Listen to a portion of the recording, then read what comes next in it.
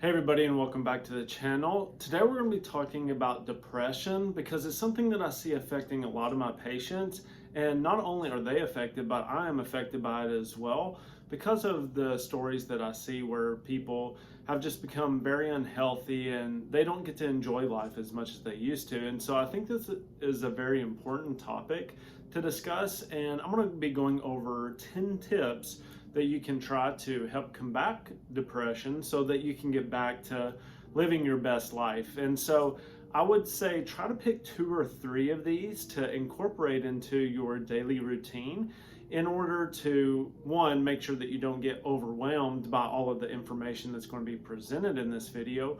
But number 2 is it's going to make it a lot more manageable. And as you get one of these placed into your routine, then you can come back, watch the video, and then add another one into it. And one of the things that I talk to my patients a lot about now is that doctoring isn't necessarily doctoring, or what most people think about it is that you come into the clinic and then I give you some magic pill or some magic formula that instantly takes everything away. It's more that doctoring now is parenting. And just like your parents told you when you were younger to brush your teeth so that your teeth don't rot out of your head, it's really the same overlying concept when we're working people with neuropathy, reversing their diabetes, weight loss, gut health, autoimmune issues, whatever it may be. It comes down to making sure that they're doing the things that they need to in order to go where they want to. So, for example, when your parents told you to brush your teeth every night, it was so that your teeth don't rot out of your head. And when it comes to diabetes, it's, are you eating a good diet? Are you taking the supplements that you need to? Are you getting some regular exercise, getting enough sleep? What is going on in your routine that could be potentially causing the diabetes to occur or preventing you from reversing it? And these are very important questions that we have to ask ourselves in order to get the outcome that we want. And so, like I said, depression is something that I see affects a lot of my patients.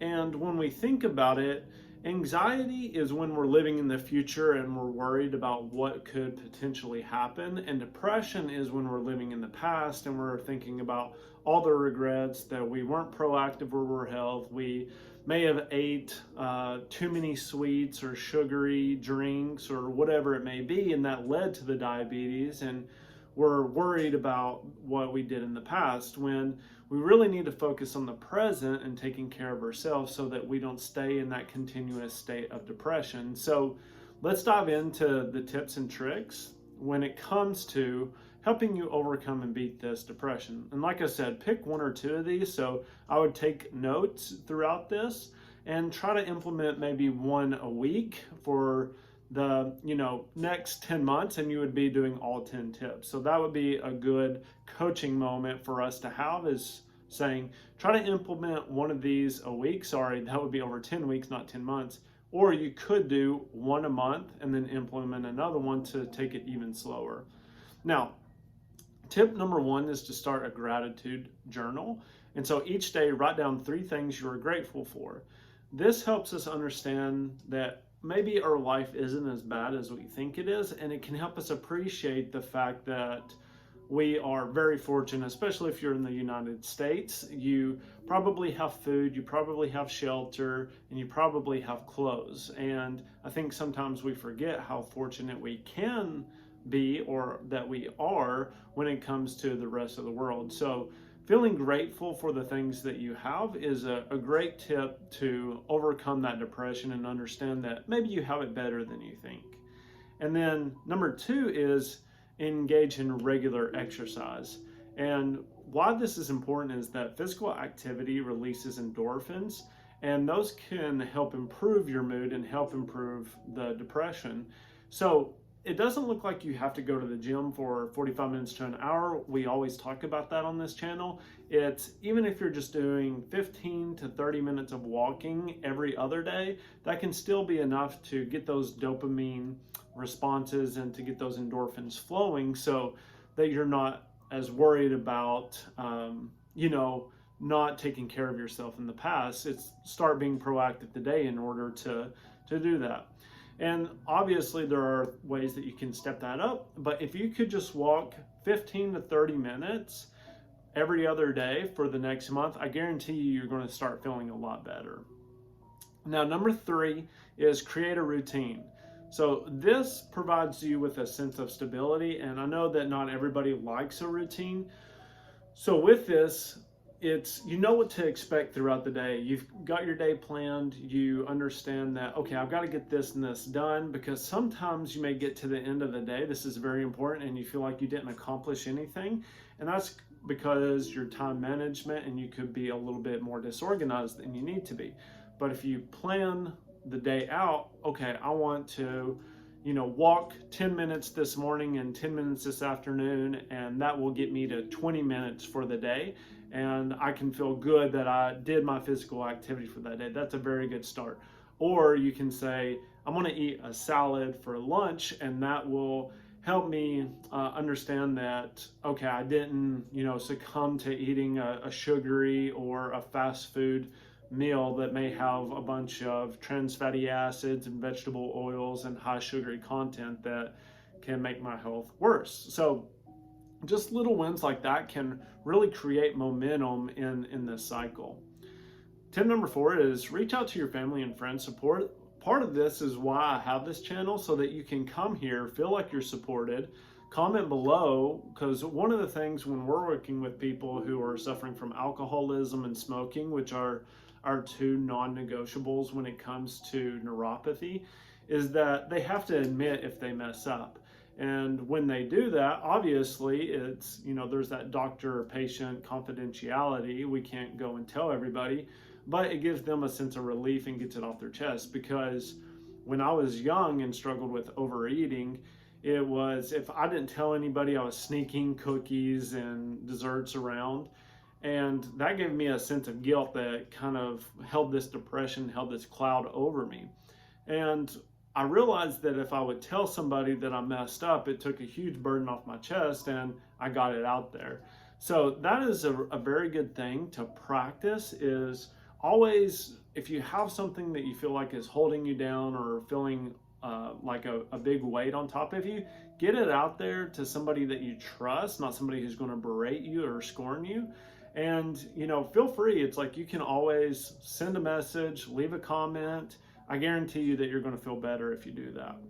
And then tip number 5 is try relaxation techniques such as deep breathing and meditation.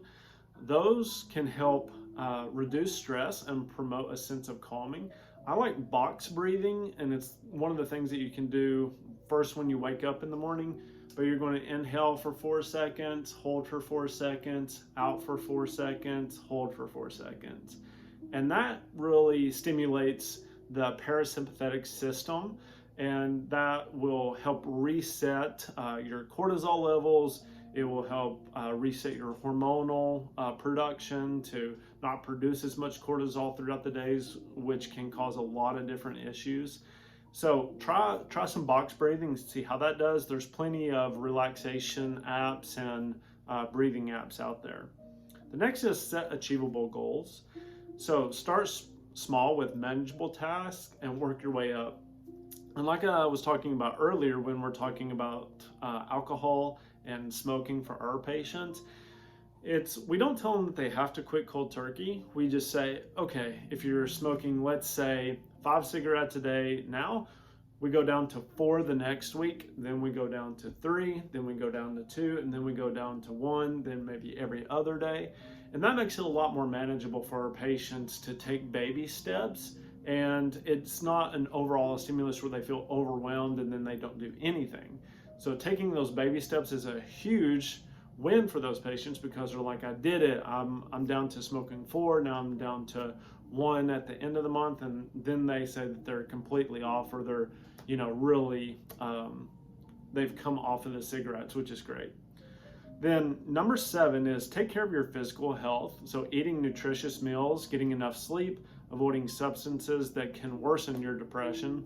That comes back to alcohol, can definitely do that. There is a new correlation between depression and caffeine consumption. So if you're consuming copious amounts of caffeine, what happens is it will basically use up all of the neurotransmitters in your brain, and so you won't get the same dopamine responses, you won't get the same serotonin responses, and that can be very detrimental. So if you notice that you're having to drink caffeine to feel good all the time, or if you're drinking copious amounts of caffeine, greater than 1 to 2 cups a day, especially if you're drinking energy drinks, which can be the same as drinking 4 to 5 cups, then you really need to look at cutting that down. I recommend that if people are going to do caffeine, then what they do is they cycle off of it every 4 weeks. So you need to take a break and let those receptors reset in the brain so that they don't atrophy and that you don't get what is similar to insulin resistance, but in the brain. Tip number 8 is to challenge those negative thoughts. So if you have a negative thought, write it down on your phone. Ask yourself, why are you having that negative thought? And ask yourself, is it a truth? And, that comes into play for many different aspects of it, like saying that you're not good enough, which most people are harder on themselves than they are on everybody else. So you have to look at what you've accomplished and really ask yourself, are you good enough? Is that a real truth, or are you just being too hard on yourself overall? And typically I see that leads to depression. I've struggled with that myself as well, being too hard on my judgments and not realizing, just how far you've come. So really be careful about that one.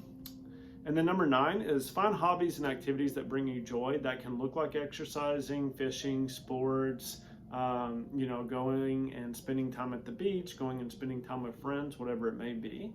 If you tend to have like a time of the day where you feel more depressed, then try to have that as a trigger. Try to set that as something that you go and do in order to get that dopamine response so that it combats it, and just get your mind off of it. That's always a good trick. Then the last one, of course, is always consider seeking professional help. Therapists can provide guidance and support to help you overcome depression, and there is no shame in asking for help. So we all need help. For me, it's helping people with their health, and like I said, I think that this is a very key aspect to it. And I don't want everybody to think that doctors are immune to those things, because actually doctors are more susceptible to that than anybody else when it comes to constantly hearing about how people are struggling with their health and just all of the runaround that they're going through. And so I want to let you know that there is hope for you, but you have to take action in doing it. So your action steps for this video, which I want to start doing for all of my subscribers, is to pick 1 or 2 of these, implement one maybe every month for the next 10 months, or find ones that you like and cut out the others, and try to mainly at least 2 or 3 over the remainder of the year, and see if your depression gets better. Obviously, I am not a therapist or anything like that, but I do have my own struggles with depression, and these are some tips and tricks that have helped me. And I hope you liked this video. If you liked it, please hit that like button, share and subscribe to the channel so you can get more information like this, and hopefully more tips about how to help with not only your physical health, but also the mental health as well from my perspective. And we'll see you all next time. Bye.